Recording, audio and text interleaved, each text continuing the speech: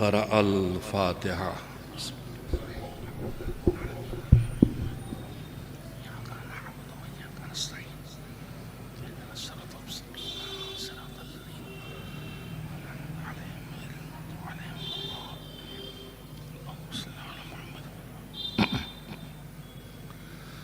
أعوذ بالله من الشيطان اللعين الرجيم.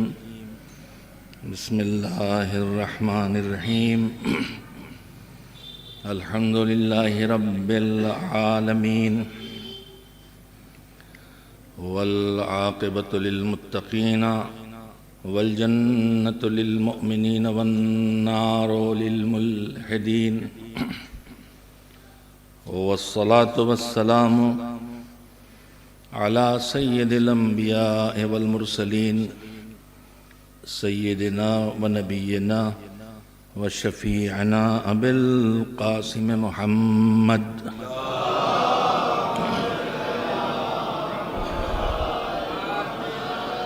وآله الطيبين الطاهرين المعصومين المظلومين، واللعنة الدائمة الباقية على أعدائهم أجمعين من الآن إلى يوم الدين. أما بعد، فقد قال الله سبحانه وتعالى في كتابه المبين وهو أصدق الصادقين وقوله الحق. بسم الله الرحمن الرحيم. قل هل ننبئكم بالأخسرين أعمالا الذين ضل سعيهم في الحياة الدنيا وهم يحسبون أنهم يحسنون صنعا. صلوات بجائے محمد وآل محمد صلی اللہ علیہ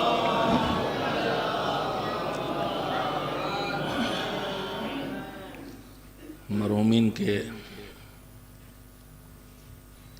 لیے ایصال ثواب کے اللہ نے بہت سے ذریعے بتائے ہیں.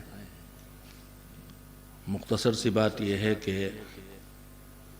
ہر وہ کام جو اچھا ہو اور انسان پر واجب نہ ہو، یعنی ہر وہ کام جو مستحب ہے، اس کے ذریعے مرحوم کو ایصال ثواب کیا جا سکتا ہے. مختصر ترین اپنے ظاہری شکل و صورت کے اعتبار سے، مثلاً تسبیح خدا میں ایک مرتبہ سبحان اللہ کہنا، یا ایک بار، میں نے الفاظ اور ظاہری شکل میں مختصر کہا، ورنہ ایک بار صلوات بھیجنا بھی جو مختصر سا کام ہے لیکن ظاہری طور پر مختصر سا کام ہے، ورنہ حقیقی طور پر اتنا عظیم عمل ہے کہ جس کے اجر و ثواب کو بارش کے فرشتے بھی نہیں طے کر پاتے.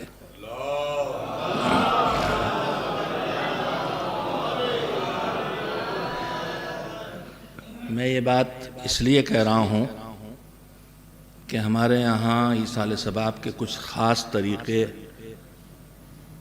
رائج ہیں اور ایسا سمجھا جاتا ہے جیسے یہی طریقے ہیں بس، اور یہی ہمیں کرنا ہے. سوم اور 10واں 20واں 30واں 40واں برسی اور فاتحہ اور جو کچھ اس نام پہ ہوتا ہے، میں اس پر اس وقت کوئی تبصرہ نہیں کروں گا، ورنہ ایصال ثواب کے نام پر بعض کام ایسے بھی ہوتے ہیں کہ شریعت میں ان کا کوئی سراغ ڈھونڈے نہیں ملتا. اب آ گئی ہے بات تو ایک نمونہ سامنے رکھ ہی دوں. ہمارے یہاں دو شریعتیں چلتی ہیں، ایک اللہ کی شریعت، رسول اللہ کی شریعت، اور ایک خواتین کی شریعت.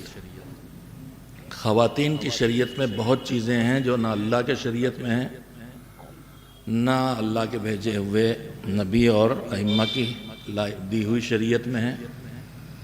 انہی میں ایک خواتین کی شریعت کا حصہ ہے، مجھے نہیں معلوم، ہو سکتا ہے اس علاقے میں نہ ہو، لیکن ہیں یہ بیماریاں عام. ایک چیز عرفہ کہلاتی ہے مرحومین کے لیے، یہاں بھی ہوتا ہے 13 یا 14 شعبان کوئی خاص تاریخ ہے، اس پہ فاتحہ وغیرہ ہوتا ہے جس کی بہت شرطیں ہوتی ہیں پوری شریعت میں۔ اچھا، اس عرفے کے بارے میں تصور یہ ہے کہ جب تک یہ عرفہ نہ کیا جائے اس وقت تک گویا ایک طرح سے مرحوم کی روح کو ٹھکانے کا الاٹمنٹ نہیں ہوتا۔ جو سننے میں آتا ہے، جو سمجھ میں آتا ہے کہ اب ان کو الاٹمنٹ ہوگا، ابھی بغیر الاٹمنٹ کے پڑے ہوئے تھے۔ عرفے کے نام سے جو کچھ ہمارے معاشرے میں ہو رہا ہے اس میں سے کچھ شریعت میں نہیں ہے۔ شریعت میں عرفہ ہے، لیکن شریعت میں عرفہ کسی عمل کا نام نہیں ہے، شریعت میں عرفہ ایک دن کا نام ہے، اور وہ دن ہے ذی الحجہ کی 9 تاریخ، جب حاجی میدان عرفات میں جاتا ہے اور زوال سے لے کے غروب تک اس کا وہاں رہنا اور توبہ استغفار کرنا اور عبادت کرنا حج کے ارکان میں سے ہے، وہ عرفہ ہے۔ اور حاجی اس دن حج کرنے مسلمان جائے یا نہ جائے، وہ زندگی میں اللہ نے جو عبادت کی خاص دن اور راتیں بتائی ہیں ان میں سے ایک یوم عرفہ ہے۔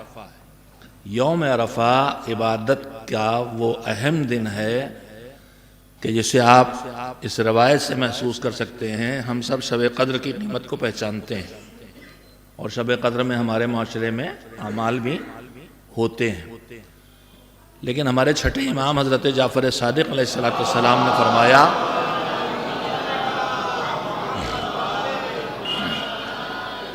کہ شب قدر گناہوں کی بخشش کی رات ہے،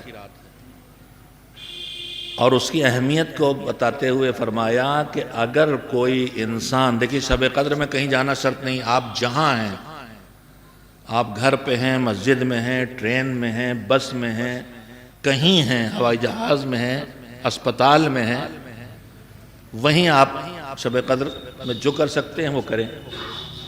اس کی کسی خاص جگہ کا نام نہیں ہے، نہ اس کے لیے کچھ الگ سے لگانا پڑتا ہے آدمی کو، لیکن امام فرماتے ہیں کہ اگر کوئی انسان شب قدر میں بھی اپنے گناہوں کی بخشش نہ کرا سکے تو اب اس کے لیے ایک راہ بچتی ہے کہ وہ حج کو جائے اور روز عرفہ میدان عرفات میں جا کے توبہ کرے۔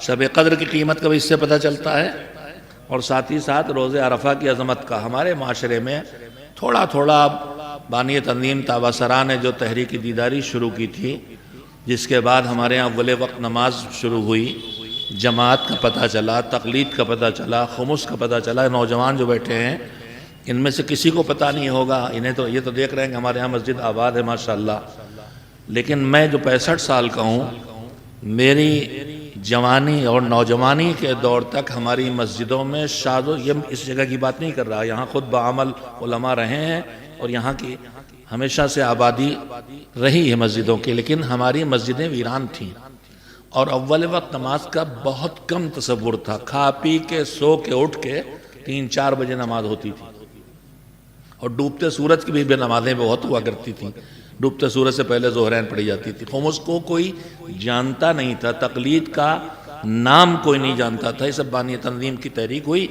پھر اس کے بعد ایران کا انقلاب آیا، اور پھر اس کے جسے کہتے ہیں سونے پہ سہاگا، تو اس کے بعد الحمدللہ دینداری بہت پھیلی۔ پھر اس میں دعائے کمیل بھی نہیں تھی، کوئی نہیں جانتا تھا، اور پھر زیارت عاشوراء اور جو کچھ بھی اعمال آئے انہی میں یوم عرفہ کے اعمال بھی اب ہمارے ہاں تھوڑا بہت متعارف ہو گئے ہیں، اور مجھے امید ہے کہ اس بستی میں 9 ذی الحجہ کو مسجدوں میں اجتماعی اعمال ہوتے ہوں گے، اور نہیں ہوتے ہیں تو ہونا چاہیے۔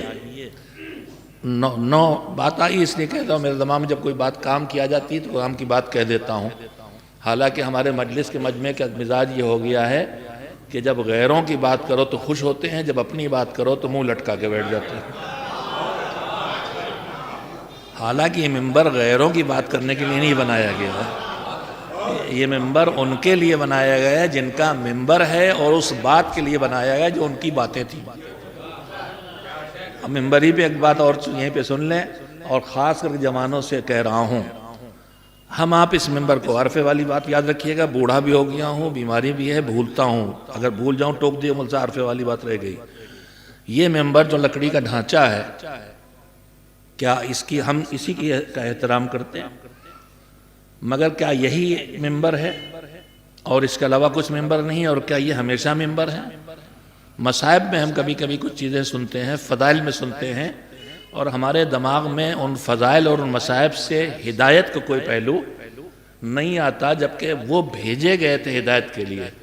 لہذا ان کی ہر فضیلت میں ہدایت چھپی ہے اور ان کے ہر ہدایت کے پہلو میں فضیلت چھپی ہے. مصائب میں ہم سنتے ہیں کہ شام کے دربار میں یزید کا نوکر خطیب ممبر پہ بیٹھا، اور ممبر پہ بیٹھ کے اس نے جو فضول باتیں کی، جس میں اہانت رسالت اور اعنات اہل بیت اور خصوصاً امام حسین علیہ السلام کی توہین، وہ سب جاری تھا. یعنی خدا کے خلاف بات ہو رہی تھی. تو جب وہ بول رہا تھا، وہ بول چکا، تو روایات میں ہے کہ چوتھے امام نے یزید سے پوچھا کہ یزید، کیا تو اس بات کی مجھے اجازت دیتا ہے کہ میں ان لکڑیوں پہ آ کے کچھ کہوں؟ بہت خوبصورت ممبر بنا ہوا تھا، مگر امام نے کہا میں آوات کا لفظ ہے کہ میں ان لکڑیوں پہ آ کے کچھ کہوں. تو امام کا یہ جملہ بتا رہا ہے کہ اگر ممبر کی بات ممبر سے نہ کہی جائے تو ممبر نہیں رہ جاتا، لکڑیاں ہو کے رہ جاتا ہے. اور غدیر کا میدان بتا رہا ہے کہ اگر ممبر کی بات پالانے سے شتر سے بھی بیٹھ کے کہی جائے تو ممبر غدیر بن جاتا ہے. ایک صلوات بھیجیں محمد و آل محمد.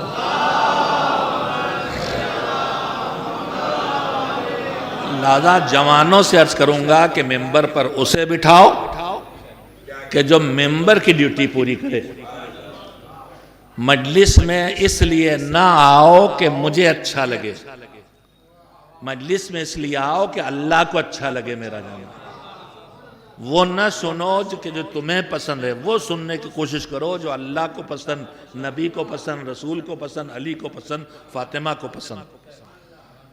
ہم نے مزاج بنا لیا ہم اپنی پسند سے سنیں گے. اپنی پسند سے سننے کا بات میں بات کام کی آ رہی سے کہہ رہا ہوں، اور اس بڑی بستی میں اس کی بہت شدید ضرورت ہے. آپ سال بھر بہت پروگرام کرتے ہیں اور بے حساب پیسے خرچ کرتے ہیں. یہ نہ سمجھیے گا کہ اپنے آنے کے لیے انتظام کر رہے ہیں، مگر آپ کا معیار انتخاب کیا ہوتا ہے؟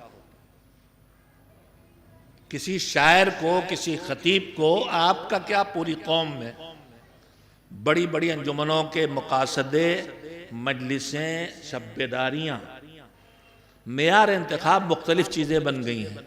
ایک تو سیلیبریٹی، کھیل میں جیسے سیلیبریٹیز ہوتی ہیں، سچن تندولکر، میں پرانے زمانے کو ہوں، وہی آج کل والے کرکٹ والے مجھے یاد نہیں ہیں، امیتابھ بچن، ویسے ہی سیلیبریٹیز بن گئی ہیں. ناکام گویے کامیاب نوحہ خان ہو گئے.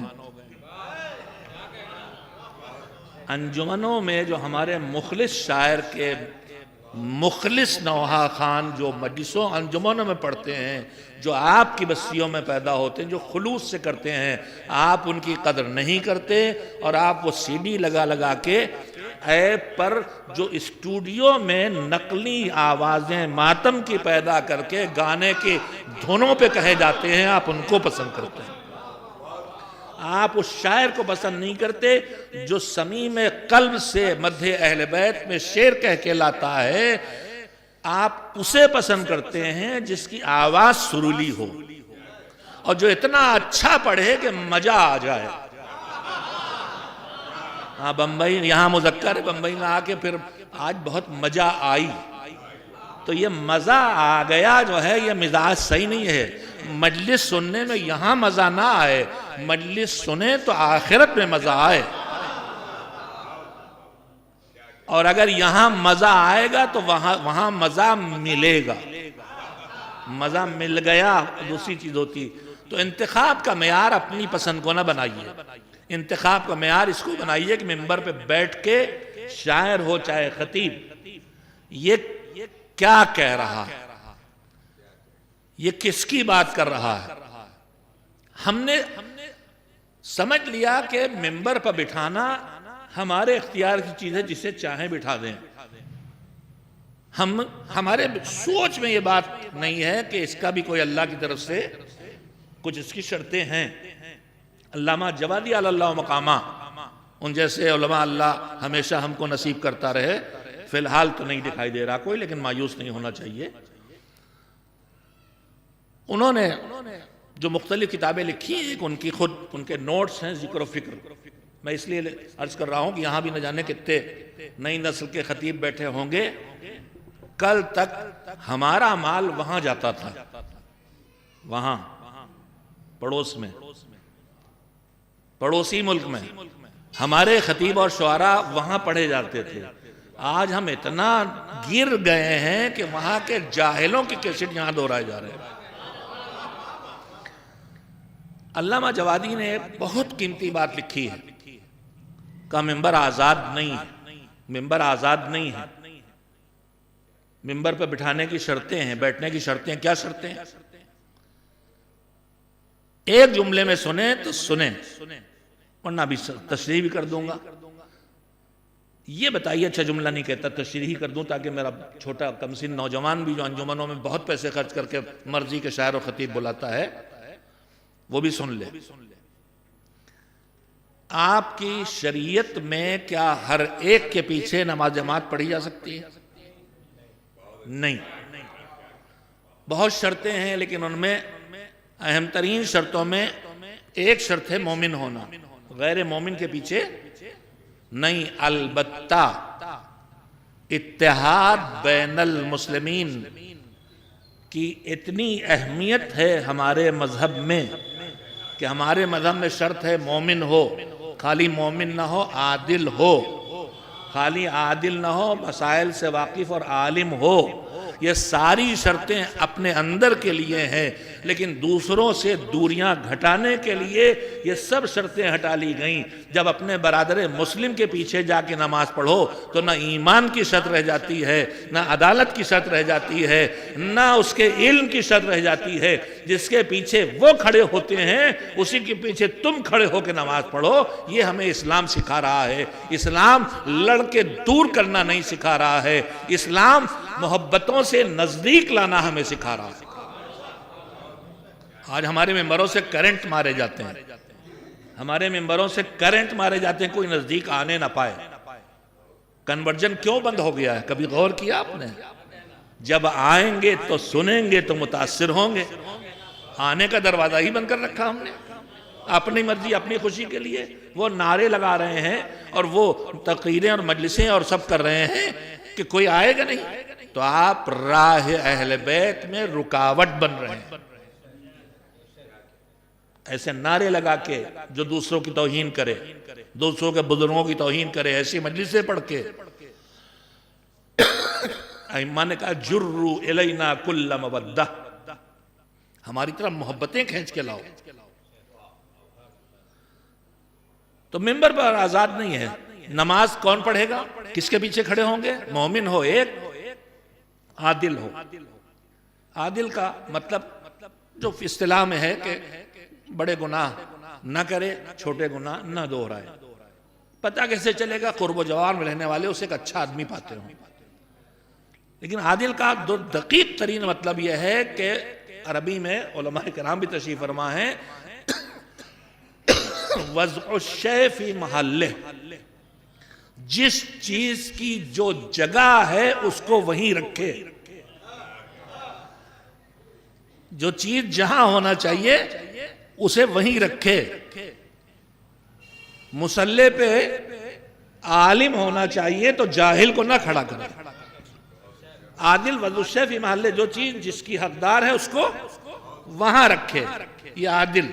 اور عالم بھرپور عالم نہ ہو، پورا علم حاصل نہ کیا ہو، لیکن کم سے کم اتنا علم ہو کہ اس کی نماز صحیح ہو اور نماز کے مسائل جانتا ہو کہ غلطی ہو جائے تو سدھار لی جائے. یہی ہے نا شرط. تو عادل بھی ہو، ادھر کی بات ادھر نہ کرے، نہ گھٹائے نہ بڑھائے، نہ خدا کو بندوں سے کمزور بنا دے نہ بندوں کو خدا بنا دے۔ اگر یہ کوئی کرے تو عدالت نہیں ہے۔ تو شرط کیا ہوئی امامت کی، پیش نماز کی، مصلی کی؟ مومن ہو، ایک عالم ہو اتنا کہ اس کام کو ٹھیک سے کر لے جو نماز پڑھا رہا، اور عادل ہو کہ ادھر کی ادھر نہ کرے۔ تو آپ کہیں گے مصلی کی شرط ہے، ممبر سے کیا مطلب؟ ٹھیک ہے، جمعے کا دن آ گیا، آپ کے گاؤں میں، آپ کے ہاں تو ماشاءاللہ خطیب ہے، برجستہ خطیب جو امام جمعہ ہیں، لیکن بہت سی بستیوں میں امام جمعہ ہوتے ہیں جو بیچارے خطیب نہیں ہوتے، پڑھے لکھے ہوتے ہیں، مقدس ہوتے ہیں، بہت دھواں دھار خطیب نہیں ہوتے۔ آپ کے ہاں 40ویں میں کوئی زبردست خطیب بلایا گیا، دھواں دھار، تو کیا آپ ایسا کر سکتے ہیں کہ ان مولوی صاحب کی تو سال بھر سنتے ہیں، آج نماز پڑھا دیں ہمارے مولوی صاحب اور جمعے کا خطبہ دے دیں؟ جو خطیب ہے اچھا بولتے ہیں، تو جواب ملے گا نہیں، یہ نہیں ہو سکتا۔ پھر کیا کہ ممبر پر وہی جائے گا جو مصلی پہ کھڑے ہونے لائق ہے۔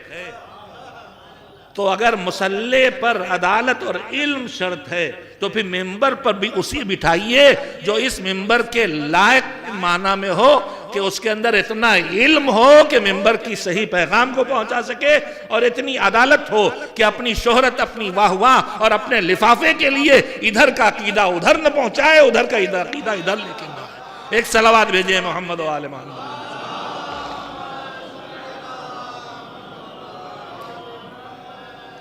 میں یہ باتیں اس لیے آپ سے کہہ رہا ہوں کہ جس کی ایصال ثواب کی مجلس ہے، اس کا مزاج ابھی آپ نے سنا مجلسی تھے، وہ مولانا غلام عسکری کے پیداوار تھے۔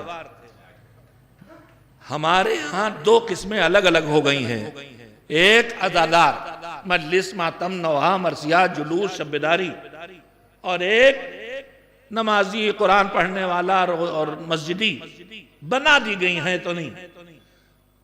ایک دیندار ایک عزادار کہلاتا ہے۔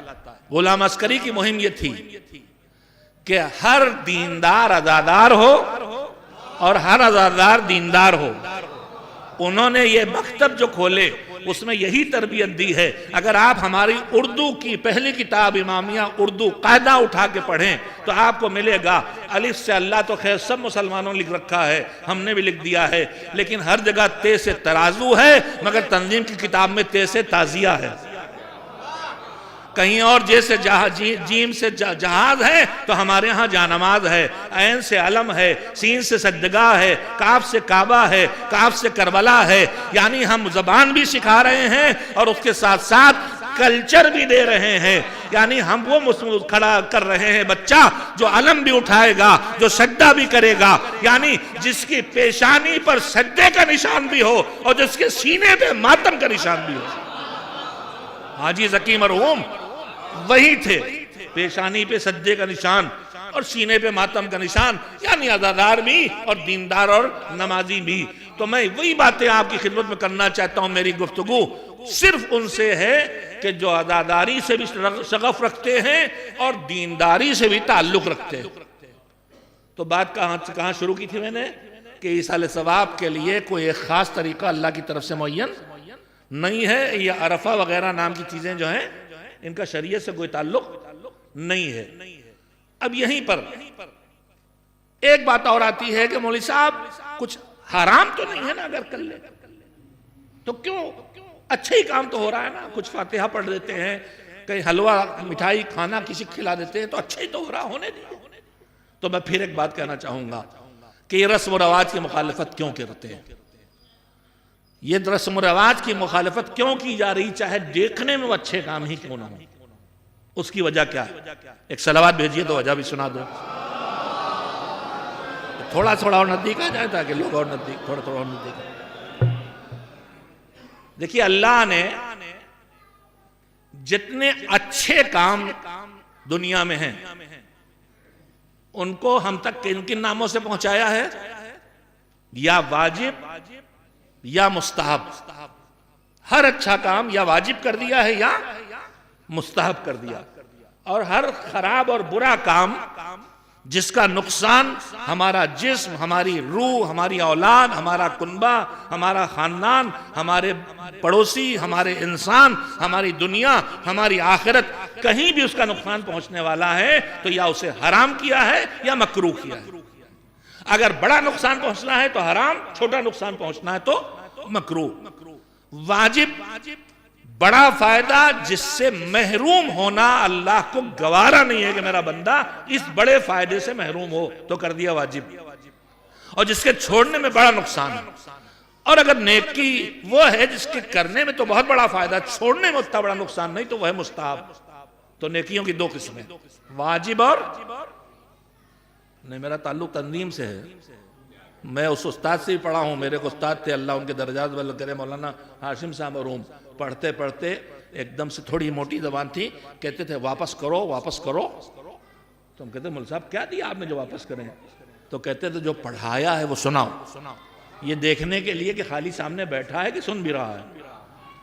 تو میں بھی آپ کو ایسے نہیں جانے دوں گا، یہاں آئیں تو بیٹھنے ہی نہیں دوں گا، سننے پہ مجبور بھی کروں گا۔ تو نیکیوں کی کتنی قسمیں؟ دو، ایک واجب، ایک مستحب۔ جتنا اچھے کام کمزور سے کمزور آدمی بھی کر سکتا ہے، اللہ نے اسے کر دیا واجب۔ کمزور ترین آدمی جو کر سکتا ہے اسے کر دیا واجب، اور اگر اس کمزور ترین پر جو واجب ہے اس سے بھی کمزور ہو جائے تو بھی ہٹا دیتا ہے۔ پانی سے وضو کوئی بڑا مشکل کام نہیں ہے، ہر آدمی کر سکتا ہے، لیکن اگر ٹھنڈک سے مر جانے کا ڈر ہے، بیمار ہونے کا ڈر ہے، تو وہ بھی ہٹا دیتا ہے، وہ اس کی مہربانیاں ہیں۔ تو اس نے کم سے کم طاقت والا جو کر سکتا ہے وہ کر دیے واجب، وہ ہیں بہت تھوڑے سے، ہمیں بہت لگتے ہیں نہیں زیادہ۔ اور جتنے اچھے کام جو جس کی پورے انسانوں میں جو سب سے زیادہ گنجائش اور صلاحیت والے لوگ ہیں وہ جو کر سکتے ہیں، ایسے سارے کام اس نے مستحب کر دیے۔ ایک چیز کہلاتی ہے کیپیسٹی، گنجائش۔ آپ 5 لیٹر کی بوتل میں 5 لیٹر ہی پانی تو ڈالیں گے، اور ایک کیپیبلٹی ہوتی ہے، یعنی صلاحیت، کہ 5 لیٹر کا بنا تو ہے، اگر 5 لیٹر بھریں گے تو یہ پلاسٹک کا ہے، ابھی پھٹ جائے گا۔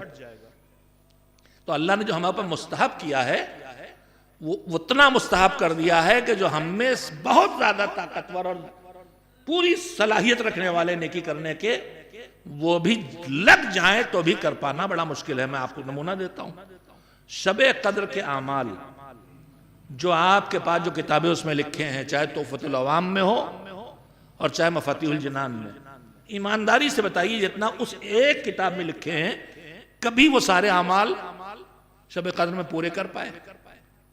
سب کر ڈالا ہو تو کم سے کم 1000 بار نزل نہ پڑھ پائے ہوں گے، یا کسی نے نزل نہ 1000 بار پڑھ ڈالی تو نماز بھی اور وہ سب سورے بھی اور جتنا لکھا ہے وہ سب کم سے کم میں تو کبھی زندگی میں وہ سب نہ کر پایا، چاہے جاڑے کی لمبی راتیں ہوں، بہت لمبی تب بھی نہیں کر پایا۔ تو جبکہ جو اعمال مفاتیح میں تحفۃ العوام میں لکھے ہیں اتنے ہی نہیں آئے ہیں، اس سے بہت زیادہ آئے ہیں۔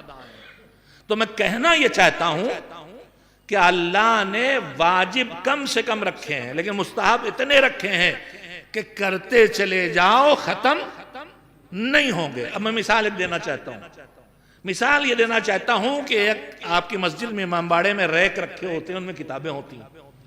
ریک کی مثال اس لیے دے رہا ہوں، الماری کی نہیں دے رہا۔ ریک یعنی دائنی طرف سے بھی کھلا ہے، بائیں طرف سے بھی کھلا ہے، سامنے سے بھی کھلا ہے، خالی پیچھے دیوار ہے۔ اب اس ریک میں کتابیں ٹھسا ٹھس بھری ہوئی ہیں۔ اب اگر آپ اس میں 4 کتابیں لے کے آئے اسی میں رکھنا چاہیں، اس میں ٹھوسیں، تو پہلی بات تو یہ 4 ٹھوسیں گے تو یہ خود بھی پھٹیں گی، دوسرے کو بھی زخمی کریں گی، اور دوسری بات یہ 4 کتابیں ریک میں آ ہی نہیں پائیں گی جب تک کہ 4 اس میں سے گر نہ جائیں۔ میں نے مثال آپ کو پوری دے دی۔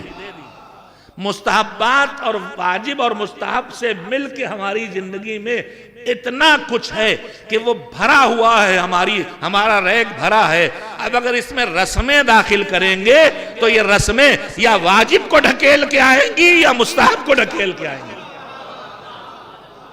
ایک صلوات بھیجیں محمد و آل محمد علیہ السلام۔ لہذا یہ جو اچھا ہے ہونے دیجئے، یہ ہماری مولوی نسل بھی کہتی ہے، حرام تو نہیں ہے، جائز تو ہے، ہونے دیجئے، لیکن ہماری گنجائش اتنی ہے۔ بہت مثالیں ہمارے پاس ہیں، سال بھر میں شب بیداری، مجلس، ماتم، مرثیہ، نیاز، نثر، ولیمہ، عقیقہ اور نہ جانے کیا کیا، جو سب کا سب زیادہ مستحب ہے، اس میں اتنا ہم لگا دیتے ہیں کہ پھر ہمارے پاس واجب خمس کی نوبت نہیں آتی، جبکہ ہونا یہ چاہیے کہ پہلے واجب کر کے پھر آگے بڑھیے مستحب کی طرف۔ نماز شب زندگی بھر پڑھیے اور نماز ظہرین قضا ہوتی رہے تو کس کام کی نماز شب؟ لہذا پہلے واجب پھر مستحب۔ ایک صلوات بھیجیں محمد و آل محمد علیہ السلام پر۔ میں نے جہاں سے بات شروع کی تھی، عرفے والی بات تو کلیئر ہو گئی۔ میں نے کہا تھا کہ اللہ نے ایصال ثواب کے لیے یہ گنجائش رکھی ہے کہ جب چاہو، جہاں ہو، جب جو دن ہے، رات ہے، بدھ ہے، جمعرات ہے، کچھ بھی ہے، جب چاہو کوئی بھی اچھا کام جو مستحب ہے وہ کر کے مرحوم کی روح تک پہنچا سکتے ہو۔ ہماری خواتین نے اس میں بھی ہر جگہ رسم و رواج کی بیڑیاں ڈال دی ہیں، بدھ کو یہ نہیں ہوگا اور منگل کو وہ نہیں ہوگا، نہ جانے کیا کیا ہے، جس سے رکاوٹوں کے علاوہ، محرومیوں کے علاوہ کچھ نہیں۔ تو دنیا کا ہر مستحب کام مرحوم کے ایصال ثواب کے لیے کیا جا سکتا ہے، لیکن اس میں جو خاص مستحب کام روایات میں وارد ہوئے ہیں مرحومین کے لیے، اس میں سے ایک چیز ہے تلاوت قرآن اور ایک چیز ہے صدقہ۔ دو چیزیں روایات میں کثرت سے وارد ہوئیں۔ اور لیلۃ الدفن، شب دفن، نماز وحشت جو اب ہمارے یہاں اعلان ہو کے پڑھوایا جاتا ہے، سوشل میڈیا پہ آیا ہی کرتا ہے،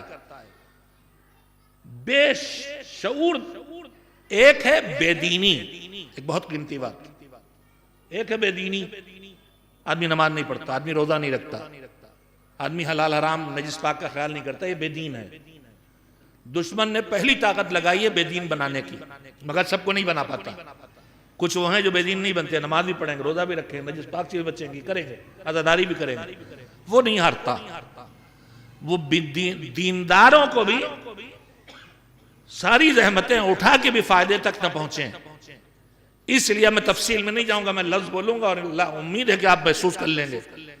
وہ بے دین جن کو نہیں بنا پاتا ان کو بے شعور دینداری پہ لگا دیتا ہے۔ بے شعور دینداری، ابھی میں نے مثال دی ہے کہ زندگی بھر خوب کار خیر میں خرچ کریں مگر واجب خمس نہ نکالیں، یہ بے شعور دینداری ہے۔ نماز شب کی پڑھ لی، بہت تاکید، خوب نماز شب کی پابندی ہے، مگر کبھی ظہر قضا ہو جاتی ہے، کبھی مغرب قضا ہو جاتی ہے، یہ بے شعور دینداری ہے۔ واجب چھوڑ کے مستحب کرنا بے شعور دینداری ہے۔ تو بے شعور دینداری کا خطرہ بے دینی سے کم نہیں، بے دین تو نہیں کرتا مگر بے شعور تو بدنصیب ہے کہ کر کے بھی بیکار جاتا ہے۔ یہ بے شعور دینداری کی بے شمار قسمیں ہیں، انہی بے شعور دینداری میں یہ سب چیزیں جو رسم و رواج ہمارے یہاں داخل ہو گئی ہیں۔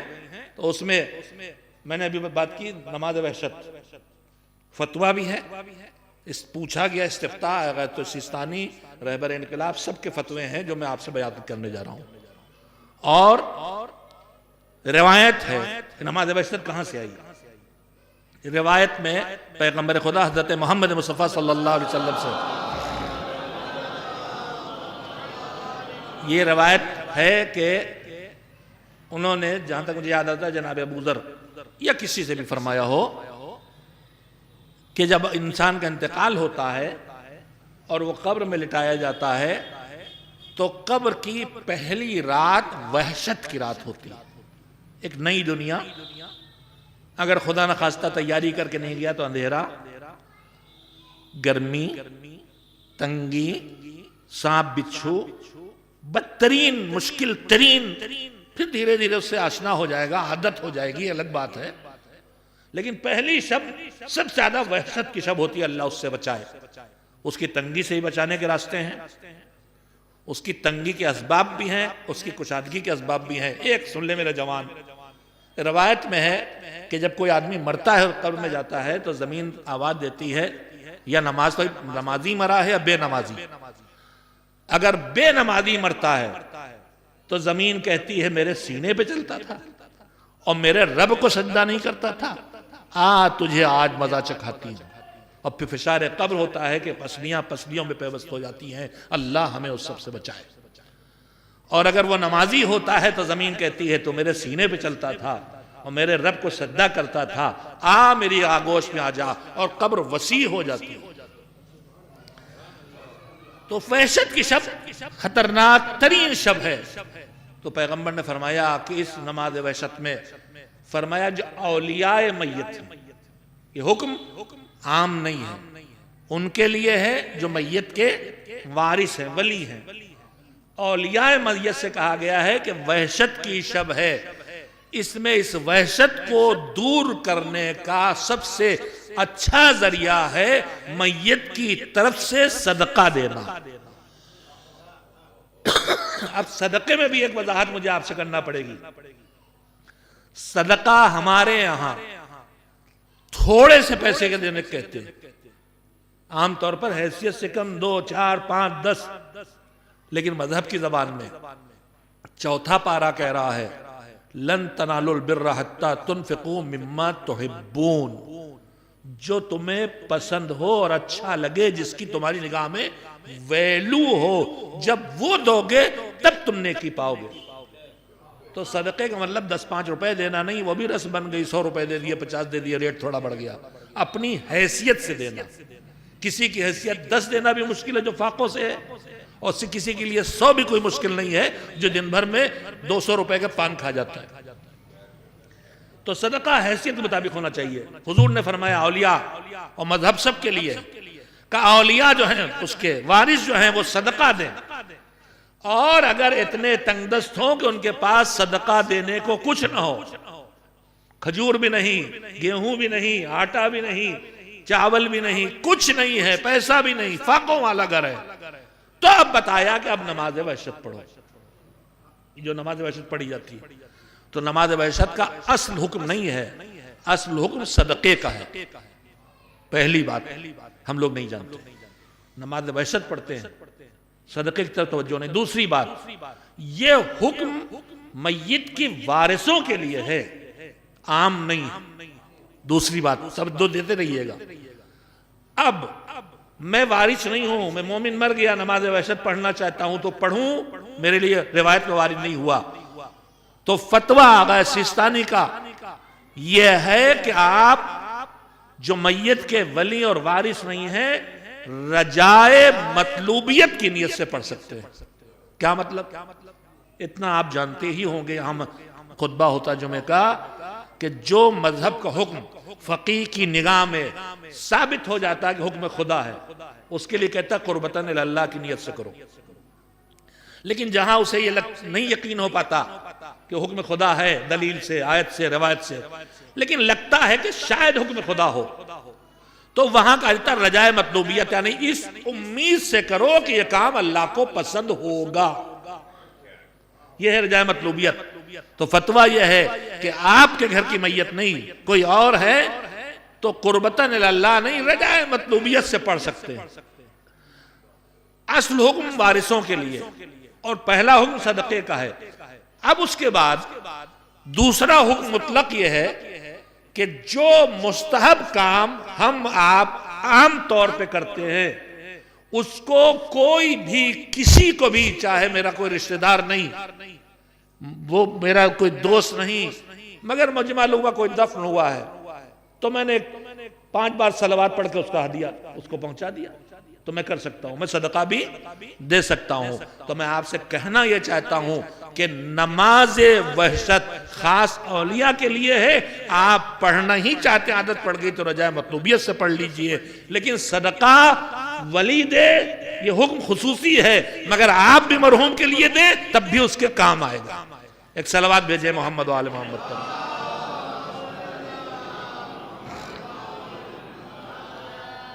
اس سے ہلکی صلوات ایک بھیج دیئے۔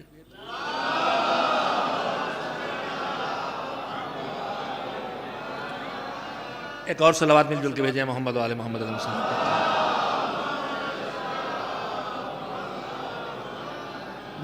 میرا مجمع، میرا خطاب، چونکہ حاجی ذکی مرحوم ایک دیندار اور عزادار تھے، لہذا میرا مجمع، میں اس وقت ساری باتیں اس لیے کہہ رہا ہوں کہ جو دیندار تک پہنچے، جو عزادار تک پہنچے۔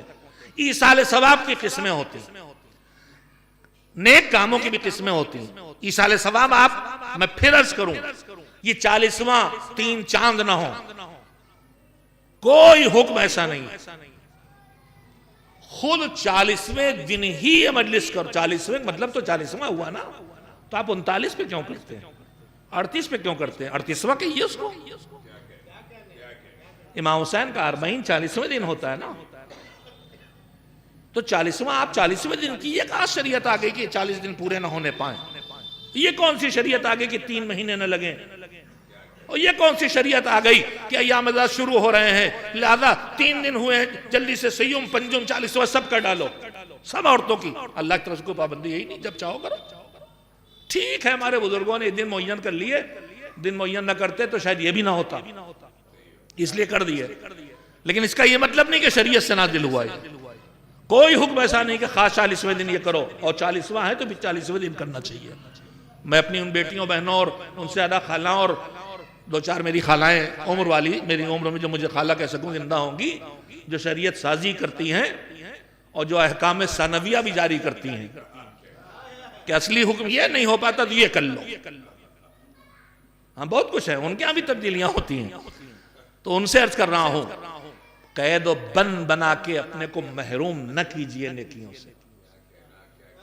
جتنا شریعت نے رکھا اتنی پابندی کیجئے، جتنا آپ بڑھائیں گے اتنی محرومی بڑھتی چلی جائے گی۔ ایک کمی جو ہم سب سے ہوتی ہے، بے شعور دینداری کی مثال دے رہا ہوں۔ بے شعور دینداری کی مثال یہ ہے کہ جب کوئی دنیا سے رخصت ہو تو حکم شریعت یہ ہے کہ اس کے وارث سب سے پہلے کیا کریں؟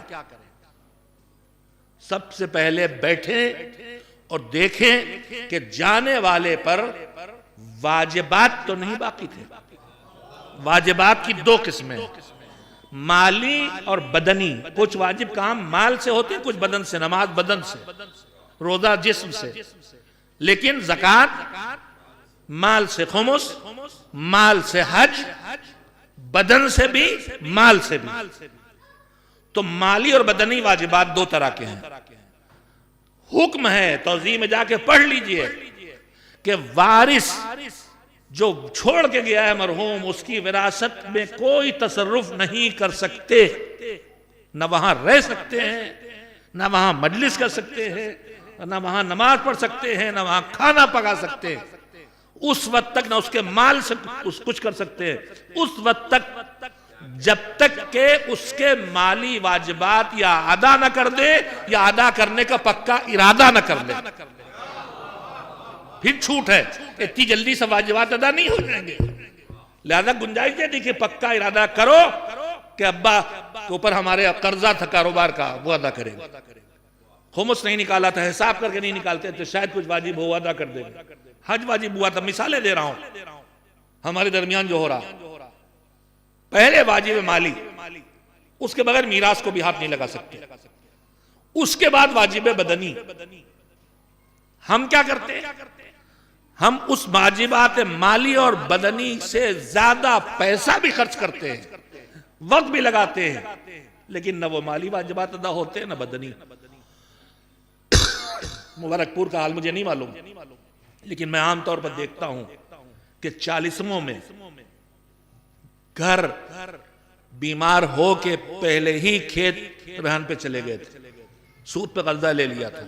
اب وہ بیچارہ 70 سے 40ویں تک پوری بستی کے لوگوں کو کھانا کھلا رہا ہے۔ آپ پہ نہ یہ واجب ہے نہ مستحب ہے، یہ صرف رسم ہے۔ جو باہر سے مہمان آیا ہے وہ بھوکا نہ رہے، اس کی بھی کوشش ہونا چاہیے کہ صاحب اعضا پہ اس کا بوجھ نہ پڑے، اور دوسرے ہیں وہ مہمان نوازی کر دے۔ 3 دن تک مرحوم کے گھر میں کھانا کھانا مکروہ ہے، ہمارے ہاں وہیں دسترخوان بچ جاتا ہے۔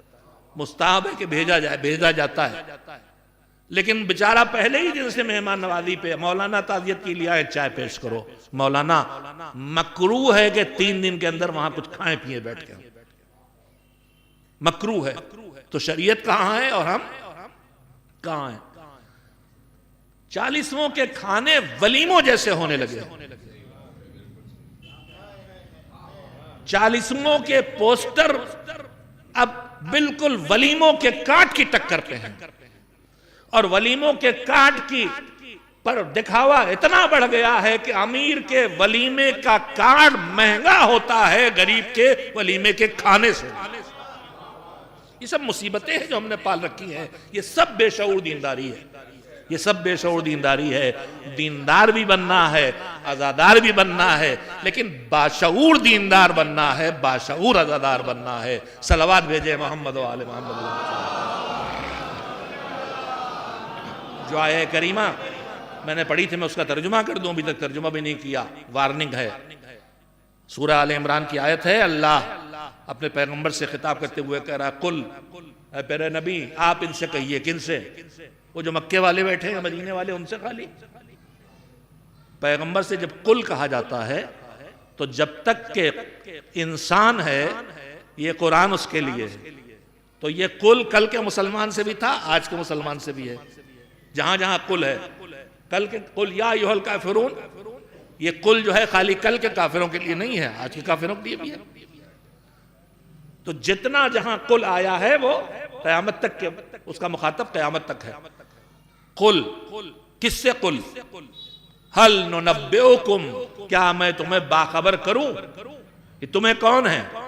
تمہیں وہ ہیں جن کے ہاتھ میں قرآن ہے، چاہے وہ اس وقت مدینے میں سامنے رہے ہوں، چاہے ہم آپ آج۔ قل حل ننبئکم بالاخسرین اعمالا، پوچھئے ان سے، کہیے ان سے کہ کیا ہم آپ کو، تم کو بتائیں کہ تم میں اپنے اعمال کے لحاظ سے سب سے زیادہ گھاٹا اٹھانے والے کون ہیں؟ آیت کا ترجمہ سن کے 2-3 باتیں آپ کے دماغ میں آ جانا چاہیے۔ پہلی بات تو یہ کہ یہ بات کافر سے نہیں ہے، یہ بات منافق سے نہیں ہے، یہ بات اس مومن سے کہی جا رہی ہے جو قرآن کو اللہ کا کلام مانتا ہے۔ تو یہ بات صاحب ایمان سے کہی جا رہی ہے، صاحب ایمان سے کہی جا رہی ہے۔ اور پھر کیا ہے؟ اخسرین اعمالا، جو اپنے اعمال میں گھاٹا اٹھائیں۔ اس کا مطلب مومنوں میں بھی جو بے عملے اور بے دینے ہیں ان سے نہیں کہا جا رہا ہے۔ نہیں، قیمتی بات کہہ رہا ہوں، ضائع نہیں جانے دوں گا۔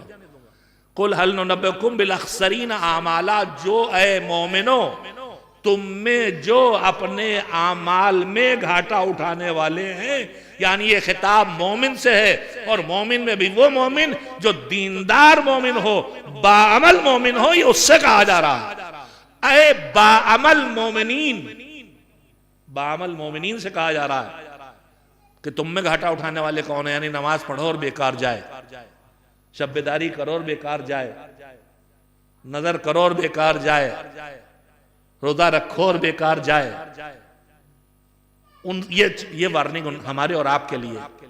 حل ننبئکم بالاخسرین اعمالا الذین ضل سعیہم فی الحیاۃ الدنیا، اپنے اعمال میں گھاٹا اٹھانے والے وہ لوگ ہیں۔ دیکھیے میں یہاں آیا مبارک پور، گوگل پہ ڈالا، بتاتا رہا، آتے رہے ہم۔ اب میں ایک بات یہیں پہ اور کہوں، میں تو مقلد ہوں، گوگل کی تقلید کر کے یہاں تک پہنچ گیا، میرا اخباری بھائی کیا کرے گا؟ اگر وہ بھی گوگل کے کہے پہ چلے گا تو اس کا مطلب وہ گوگل کی تقلید کرتا ہے، عالم کی تقلید نہیں کرتا۔ تو گوگل نے مجھے چلایا، میں یہاں تک آ گیا، لیکن اگر گوگل سمجھنے میں ذرا غلطی ہو جائے اور میں ایک غلط ایگزٹ لے لوں اور مجھے پتہ نہیں چلا تو میں پوروانچل پہ بھاگا چلا جا رہا ہوں کہ جلدی پہنچنا، لیکن جہاں مجھے پوروانچل سے ایگزٹ لینا تھا مبارک پور، وہ چھوٹ گیا۔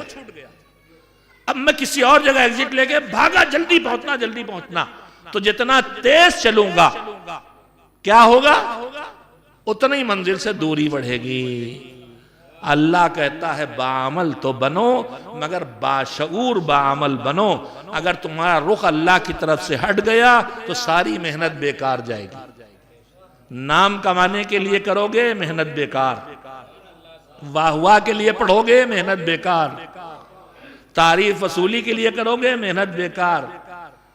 اللہ کے لیے کرو, یہ نہیں فکر ہو کہ لوگ کیا کہیں گے, یہ دیکھو کہ اللہ کیا کہہ رہا ہے. اگر اللہ خوش ہے تو ٹھیک, اللہ کی طرف رخ ہے, اور اگر اللہ کی طرف رخ نہیں ہے تو گھاٹے کے علاوہ تمہارے ہاتھ میں اور کچھ نہیں آ رہا ہے. ایک صلوات بھیج دیں محمد و آل محمد علیہ وسلم.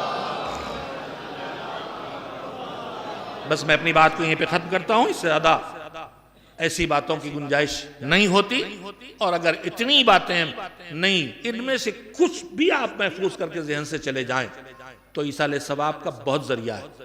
جو بات میں کہتے کہتے بیچ میں بھول گیا تھا, آدمی جو نیکی کرتا اس کی دو قسمیں ہوتی ہیں. ایک نیکی کی, اس کا ایک ثواب ملا, نیکی ختم, ثواب بھی لمٹ میں آ گیا, ختم. ہم نے 2 رکعت نماز پڑھی, اب جتنا ہمارا خلوص ہے 10 گنا ملا, 10 سے کم تو دیتا ہی نہیں وہ, 10 دیا, کسی پہ 70 دے گا, کسی 70,000, وہ اس کا کام ہے. ہمارا خلوص, ہماری نیک نیتی, ہماری عبودیت, اس کی طرف سے فضل. تو جو ہم کرتے ہیں بہت سے کام وہ ہیں کہ ہم نے وہ عمل کیا, وہ نیکی آئی, ثواب آیا اور کلوز. ہم نے تلاوت کی قرآن کی, جو بھی ثواب لکھا ہے مل گیا. ابھی جیسے فاتحہ ہوتا ہے, مرحومین کے لیے فاتحہ پڑھاتے ہیں, ممبر بیٹھ کے پڑھاتے ہیں, بعد میں بھی تلاوت قرآن کا حکم ہے.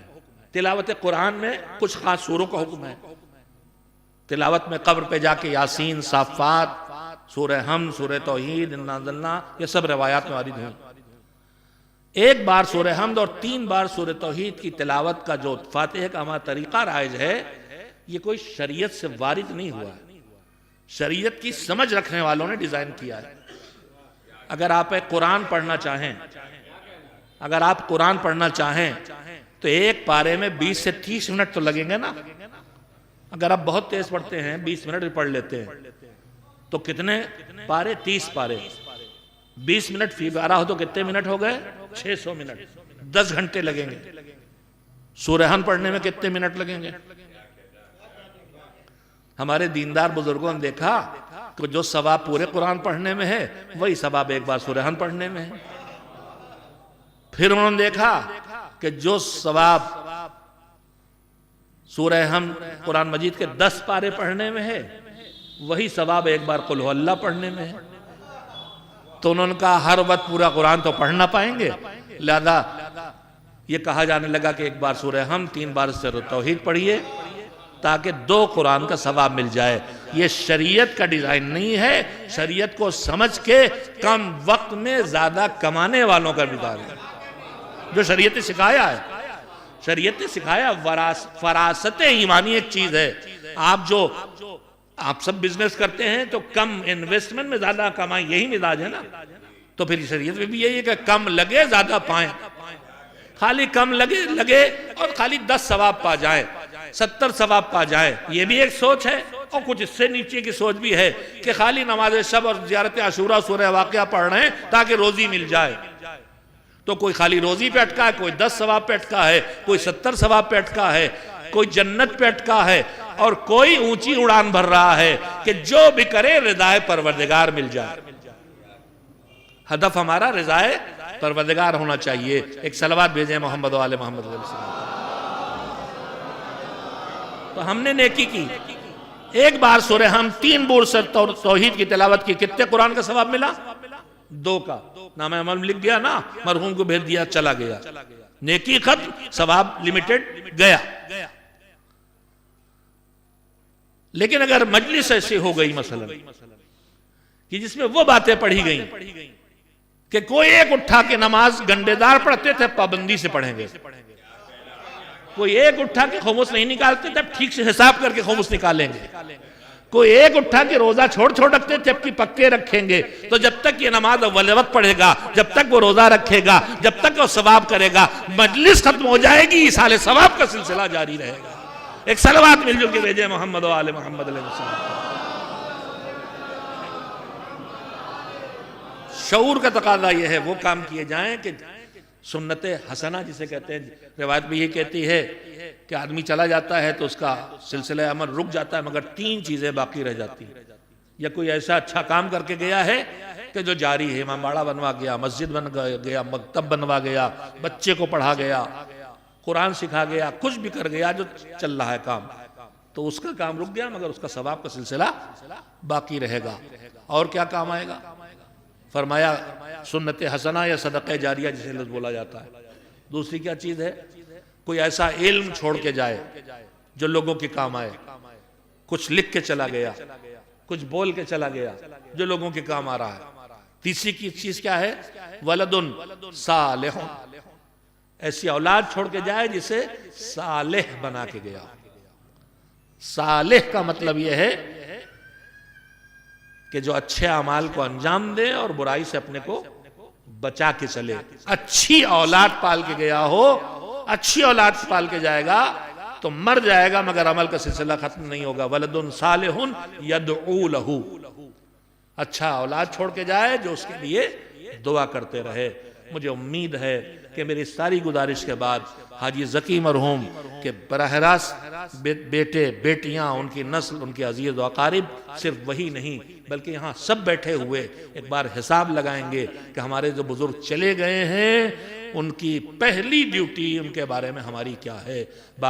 وقت ختم ہو گیا لیکن بات بہت قیمتی اس لیے کہنا چاہتا ہوں، ہم ایصال ثواب میں بہت کچھ لگا دیتے ہیں، فاتح کا کھانا اور بہت کچھ ثواب کے کام کرتے ہیں مگر سب مستحبات ہوتے ہیں، جو ان کا واجب ہے ادھر توجہ نہیں دیتے۔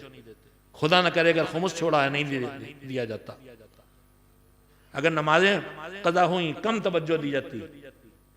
میں آپ سے ایک سوال کرنا چاہتا ہوں، مجھے معلوم ہوا میرا فلاں دوست شدید درد ہے اس کے سینے میں اور وہ ہاسپٹل میں ایڈمٹ ہے، میں دوڑا ہوا جا رہا ہوں دوست کے پاس، لیکن راستے میں ادھر بریانی کی دکان سے گزرا اور مجھے پتا ہے میرا دوست بڑا شوقین تھا بریانی کا، میں بریانی لے کے اس کے پاس گیا، اس کے گھر پہنچا، درد سے تڑپ رہا، میں نے کہا تمہارے لیے بریانی لایا ہوں، لے کھاؤ۔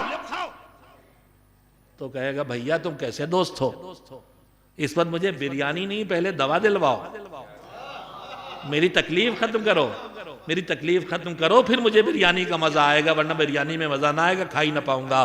تو میرے عزیزو، قبر میں خدا نہ کرے واجبات چھوڑ کے اگر جانے والے، اور ہم سب کے یہاں صورت ہے، اگر جانے والے خدا نہ کرے کسی واجبات کو چھوڑ کے گئے ہیں تو اس کی اذیتوں کا شکار ہیں۔ پہلے ان واجبات کو ادا کیجئے، پھر بچے تو مستحبات پہ آ کے فاتحہ بھی کیجئے اور جو جی چاہے کیجئے، لیکن پہلے اپنے واجبات کو اور ان کے واجبات کو ادا کر ڈالیے۔ ایک صلوات مل جل کے بھیج دے محمد و آل محمد۔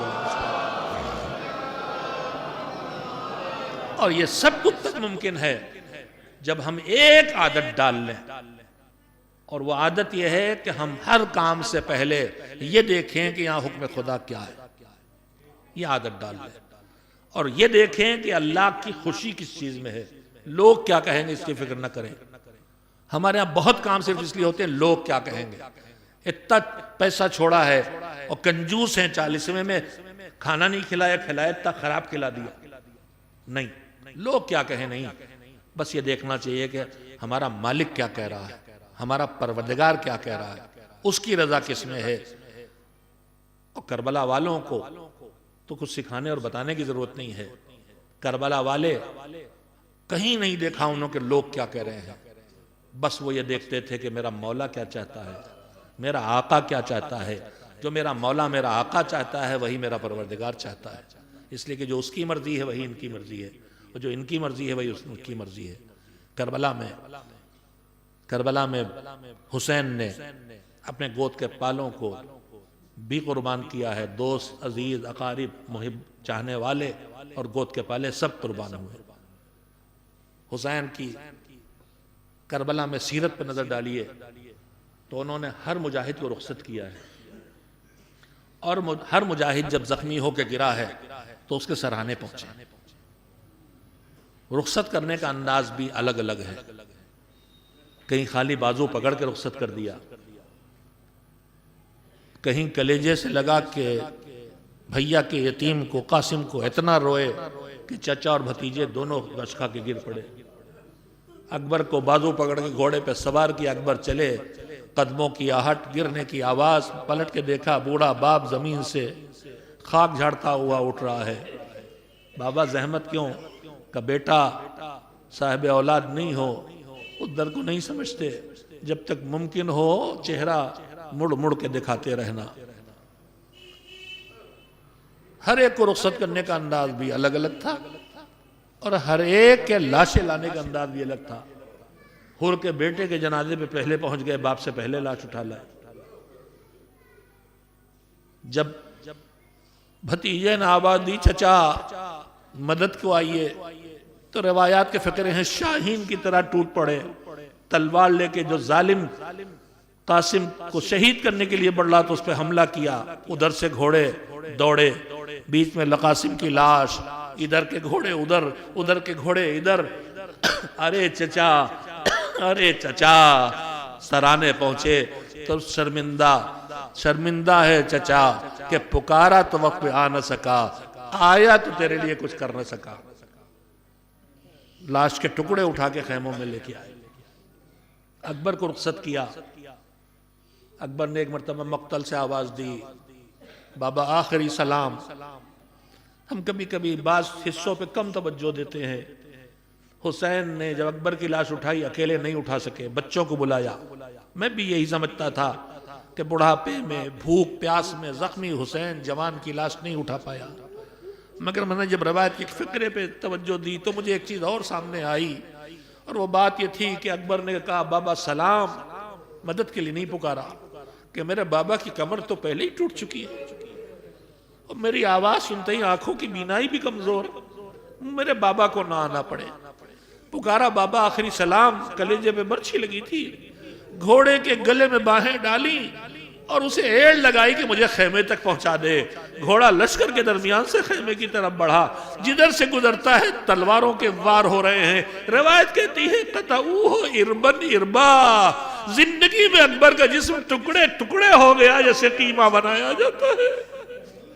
اب جو اکبر زمین پہ گرے کہا یا علی، بابا آخری سلام، حسین پہنچے، یا علی یا علی، کبھی علی کو پکارتے نجف کے بابا بازو پکڑ کے پہنچاؤ، کچھ دکھائی نہیں دیتا، کبھی کربلا کے علی کو پکارتے بیٹا سجائی نہیں دیتا، آواز دے، آواز کے سہارے پہنچے، زخم جگر دیکھا، خون میں ڈوبا کرتا دیکھا، زخم کے اندر برچھی دیکھی، برچھی کلیجے میں پھنسی ہوئی دیکھی، گود میں سر رکھا، اٹھا کے سر آواز دی بیٹا کیا حال؟ کہا بابا جوانی کی موت ہے، برچھی کی انی کلیجے سے نکل جائے، برچھی کی انی نکلی، ساتھ میں کلیجہ نکلا، جوان بیٹے نے دم توڑا، لاشے کو لے کے کربلا کے میدان سے بچوں کی مدد سے کربلا تک آ گئے، آخری قربانی دینے گئے، 6 مہینے کا لال بچوں گود میں ذبح ہوا، ایک بار کربلا کے میدان سے مقتل کی طرف سے خیمے کی طرف چلے، سامنے رباب کا چہرہ نظر آیا، جو نگاہیں کہہ رہی تھی بچے کی خیر ہو، پیچھے ہٹ گئے، انا للہ و انا الیہ راجعون، پھر قدم آگے بڑھائے، رضن بقضائہ و تسلیما لامرہ، رباب کے بچے کو لا کے پہنچا دیا۔ تو حسین رخصت کرتے ہیں تو انداز بدلتا ہے، حسین لاشیں لاتے ہیں تو انداز بدلتا ہے، مگر مقتل کی روایتیں کہتی ہیں بآخری 2-3 فقرے کہ سب کچھ بدلا مگر ایک انداز حسینی نہ بدلا۔ جب بھی کوئی لاش اٹھا کے لائے، چاہے بچپن کے دوست حبیب کی لاش ہو، چاہے جوان بھیا عباس کی لاش اٹھائی ہو، چاہے کڑیل جوان اکبر کی لاش، چاہے 6 مہینے کے ننھے سے لخت جگر کی لاش کو ہاتھوں پہ اٹھا کے حسین کہتے تھے ربنا تقبل منی ھذا القربان، پروردگارا ہماری اس قربانی کو قبول کر لے۔ دن بھر زینب یہ منظر دیکھتی رہی، اب کربلا کے میدان میں لخت جگر فاطمہ بھوکا پیاسا شہید ہو گیا، لاش پامال ہوئی، بکھری لاشوں کے بیچ میں لاش حسین پڑی ہے۔ زینب نے جلتے خیموں سے وراثت کا حق ادا کر کے سب کو نکالا، سناٹا چھایا، بھیا کی لاش ڈھونڈتی چلی، مقتل میں بھیا کی لاش دکھائی دی، بے سر لاش، بے لباس لاش، بھیا کو پہچانا، میں سمجھا دوڑ کے بھیا کے لاش پہ بہن گرا دے گی خود کو، مگر علی کی باوقار بیٹی باوقار قدموں سے چلتی ہوئی لاش سے حسین تک پہنچی، گھٹنے توڑے، زمین پہ قدم گھٹنے رکھے، ہاتھوں سے بھیا کی لاش اماسی۔ اے میرے مالک جس نے دن بھر تیری راہ میں قربانیاں دی ہیں، مالک اس کنیز سے اپنے اس بندے کی قربانی قبول کر لے۔ اللہم تقبل منی ھذا القربان وسيعلم الذين ظلموا أي منقلب ينقلبون۔ الا لعنت اللہ علی القوم الظالمین۔ پروردگار یہ مجلس اعزا جس مومن کے اصال ثواب کے لیے ہوئی ہے، معبود اس سے جو بھی ہمیں اجر و ثواب حاصل ہوا ہے، ہمیں سلیقہ و ادب تو نے ہی سکھایا ہے اپنے بھیجے ہوئے ہادیوں کے ذریعے کہ ہم اس مجلس کے سارے اجر و ثواب کو ہدیہ محمد و آل محمد علیہ السلام کرتے ہیں، پھر تو اور بڑھا کے ثواب دے گا، اس ثواب کو مرحوم کی روح تک پہنچا دے۔ پروردگار جو دنیا سے جا چکے محتاج ہیں، ہماری دعائے مغفرت کے ہمارے انتظار میں ہے، معبود ہمیں جانے والوں کی فکر ہمارے ذہنوں میں پیدا فرما، اور سب سے پہلے ہم ان کے واجبات کو ادا کر دیں۔ پروردگار محمد و آل محمد علیہ السلام کا واسطہ، بیمار کربلا کا خصوصی واسطہ، ہم سب بیمار ہیں یا جسم یا روح، اور مسلسل حادثاتی موتیں بڑھ رہی ہیں۔ پروردگار ان بیماریوں سے ساری انسانیت کو بالخصوص علی والوں کو نجات عنایت فرما۔ بار الہا زمین پر ظلم و ستم ہمیشہ رہا ہے، مگر اس وقت پھر پوری دنیا مل کے جنگ احزاب لڑ رہی ہے ایک چھوٹی سی قوم کے لیے۔ علی والوں، حسین والوں کے جسم کے پرخچے اڑائے جا رہے ہیں، خون بہایا جا رہا ہے، پیٹ سے بچے مارے جا رہے ہیں، پابندیاں لگا کے امن جیسی جگہوں پر بچوں کی کھالیں ان کی ہڈیوں سے چپکی ہوئی ہیں۔ پروردگار ان مظلومین کی حفاظت فرما، ظالم جو ان کے پیچھے پڑے انہیں ٹکرا کے آپس میں نیست و نابود کر دے۔ مالک ایک حکومت قائم ہوئی ہے جو تیرے نظام کو زمین پہ نافذ کر رہی ہے اور زمانے کے امام کے ظہور کا انتظام کر رہی ہے، اس جمہوریہ اسلامی کی پوری دنیا مخالفت پہ لگی ہے۔ معبود اس جمہوریہ اسلامی ایران کی حفاظت فرما، دین کے محافظ، تشیع کے خدمت گزار اور محافظ آیت اللہ العظمیٰ رہبر انقلاب خامنئی حفظہ اللہ، اور وقار و عزت تشیع آیت اللہ العظمیٰ سیستانی، اور تمام وہ فقہا اور مراجع جو سادہ زندگی بسر کر کے دین کی بقا کا انتظام کر رہے ہیں، معبود انہیں زندگی عنایت فرما۔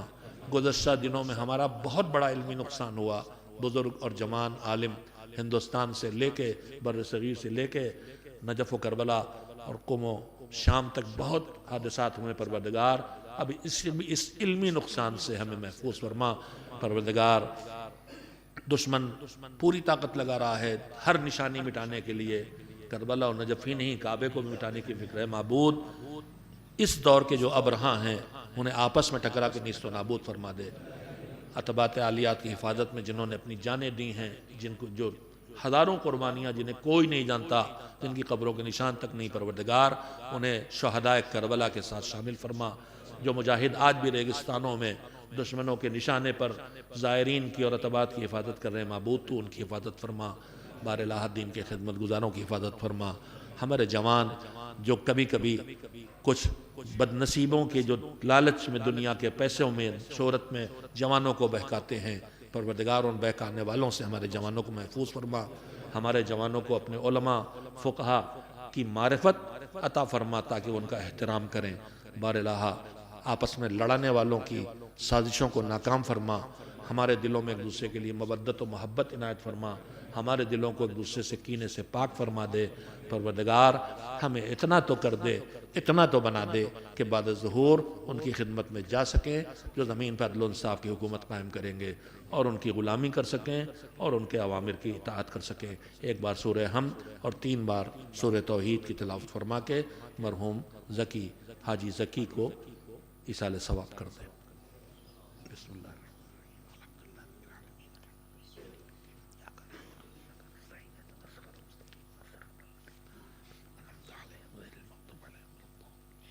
بسم اللہ الرحمن الرحیم۔